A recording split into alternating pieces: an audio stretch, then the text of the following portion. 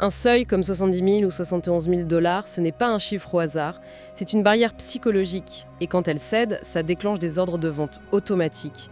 Ces liquidations, ce sont des positions d'investisseurs qui ont été fermées de force par les plateformes. Pourquoi?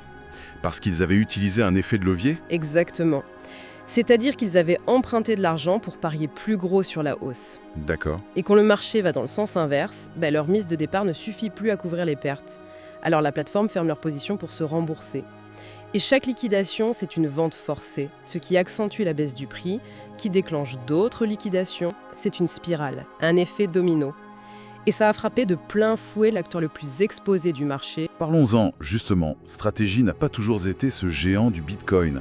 L'article rappelle que c'était à l'origine une entreprise de logiciels assez classique. Et puis, en 2020, virage à 180 degrés, ils décident que leur principal actif de réserve ne sera plus le dollar, mais le Bitcoin. C'est une transformation radicale du modèle. C'est plus qu'une transformation, c'est une refondation idéologique. Et cette refondation, c'est l'œuvre d'un seul homme, Michael Saylor. Il a une vision presque messianique du Bitcoin. Pour lui, les monnaies comme le dollar, l'euro sont condamnées. Condamnées à perdre leur valeur à cause de l'inflation, de l'impression monétaire. Il voit le Bitcoin comme le seul, l'unique refuge. Une sorte d'or numérique, un actif rare, incorruptible.